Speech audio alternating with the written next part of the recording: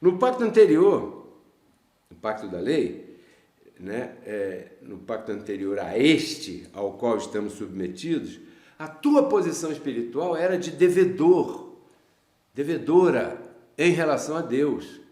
Todo mundo lá que viveu na lei de Moisés estava debaixo do pecado. Ninguém lá estava abençoado. Por isso se dizia, Deus te abençoe, né? Por aí, nas religiões, eles repetem no final dos seus chamados cultos, né, a saudação que está em Números, capítulo 6, que é um dos livros do Pacto da Lei de Moisés.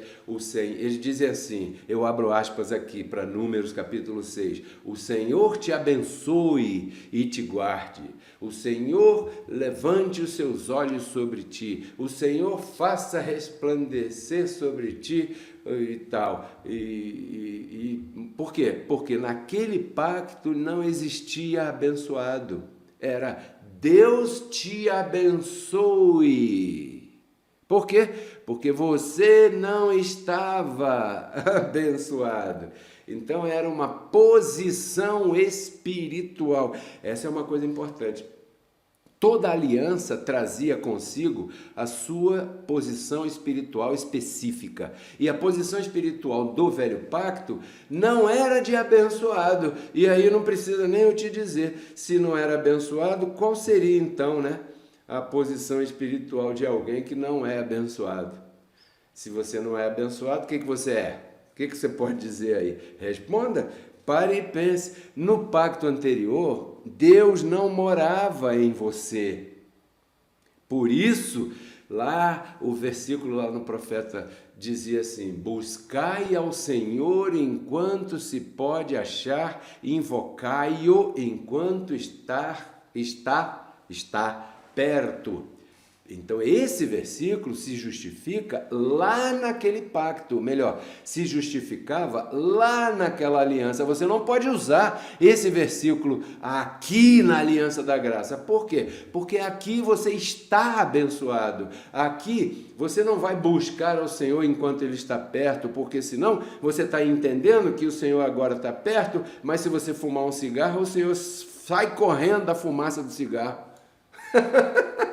E não é isso. Isso é uma posição espiritual do pacto anterior. Deus não estava em ninguém. Deus falava através de um profeta e desaparecia. E falava coisas absurdas. Por isso é que os profetas eram perseguidos e eram mortos pelo povo de Israel. Olha só que coisa. Então, no velho pacto, a posição lá, né, que era uma posição de todos estavam devedores, ninguém estava perdoado de seus pecados, de suas faltas, ninguém estava perdoado como estamos perdoados hoje, por isso eles sacrificavam, né? A Bíblia diz, o livro da lei diz, que era necessário levar sacrifício todo ano ao sacerdote. Para quê? Para perdão dos pecados. Mas quando saíam dali, daquele ritual, estavam novamente debaixo do pecado. Por isso é que o apóstolo Paulo, escrevendo aos Hebreus, uma hora ele falou assim, olha, a lei não pôde nunca, pelos mesmos sacrifícios que se faziam, aperfeiçoar aquele que apresentava aquele sacrifício. Então, porque a lei era um pacto de sombra. A lei era um pacto que mostrava o pecado, mas não mostrava a saída. Mostrava a tua culpa, mas não mostrava como se livrar dela. Mostrava que você estava devendo, mas não dizia como é que finalmente você deveria sair daquela dívida. Era um pacto onde o diabo estava vivo, por isso Jesus expulsava doutrinas de demônios, né? Por isso ele expulsava demônios. Por quê? Porque o demônio, o diabo, Lúcifer, estava vivo, passeando, fazendo sua bagunça para lá. Era um pacto que o pecado estava em pé. Por isso Deus estava longe, porque Deus não pode habitar onde há pecado. Por que que hoje, em Colossenses 1:27, está escrito que Deus habita em você, e essa é a esperança de glória? Cristo em você, Cristo em mim, Cristo em vós, a esperança da glória. Por quê? Porque o pecado já não está. Deus primeiro teve que, através daquele sacrifício, tirar o pecado para poder habitar em você, para poder habitar em mim, porque nós estamos num pacto diferente, numa aliança diferente. Aquela aliança foi feita com o povo de Israel somente. Então, todo aquele que quer imitar as coisas que aquele pacto induzia, ensinava a fazer hoje, ele está em tremenda confusão. Por quê? Porque ele nem judeu é, nem israelita é, e está querendo se submeter a um pacto que nem existe mais, fazendo coisas que eram coisas só para judeus fazerem. Olha só que coisa absurda. Então, quando Cristo ressuscitou, acabou a lei, começou a graça, e aí nós chamamos de novos céus e nova terra. Vamos ver aí, Andrés, Colossenses capítulo 1, verso 20, é o segundo verso aí que você vê. Olha, e por intermédio de Cristo, veja bem na tua tela, reconciliou consigo mesmo todas as coisas, tanto as que estão na terra, quanto as que estão nos céus, estabelecendo a paz através de seu sangue. Quer dizer que havia uma inimizade? Sim. E essa inimizade foi colocada na terra através do pecado? Sim. Quem pecou? Primeiro, Adão, pecado original. Pois muito bem. Então quer dizer que o pecado estava na terra desde o momento que Adão pecou? Sim, muito bem.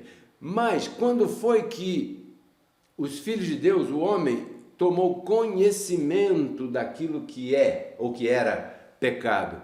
Quando veio a lei de Moisés. Quer dizer que o pacto da lei de Moisés, a aliança da lei de Moisés, como todo tipo de aliança que Deus fez com todo mundo lá atrás, tinha um propósito. E um dos propósitos da lei de Moisés era tornar o pecado conhecido. O apóstolo Paulo fala assim: como é que eu saberia o que é a cobiça se a lei não me dissesse? Como é que eu saberia que aquela rua é contramão se o Detran não tivesse colocado uma placa no poste? Aqui é contramão. Antes da placa no poste, todo mundo entrava ali com seu carro. Por quê? Porque não havia lei. Embora pudesse acontecer um acidente, porque já estava o fluxo do trânsito para cá, mas como não havia lei, todo mundo entrava por ali, porque não se conhecia o que era o pecado. Então veio a lei, o apóstolo diz, foi enxertada, né? Foi colocada aí a força para que o pecado fosse conhecido. Pois bem, então, ali nós soubemos o que é isso, o que é aquilo, tudo de mal, né? O que é o roubo, o que é mentira, o que é o furto, o que é adultério, o que é... O importante notar que antes da lei ninguém sabia dessas coisas muito bem. Talvez Abraão tenha se deitado com a sua empregada, a sua colaboradora, mas Abraão talvez não soubesse em sua mente o que significava adultério, porque não havia lei. E foi a lei que disse, era a lei que instruía sobre essas coisas aí. Então, quando veio a lei, veio a acusação. A lei é o grande acusador, sabe? O diabo usava a lei para acusar. A lei era um instrumento de acusação. Então não havia paz, porque debaixo da lei todo mundo estava devendo. Debaixo da lei todo mundo estava, sabe, devendo a Deus. Sabe aquela pessoa que, caramba, eu estou mal na fita aqui. Debaixo da lei, todo mundo estava mal na fita.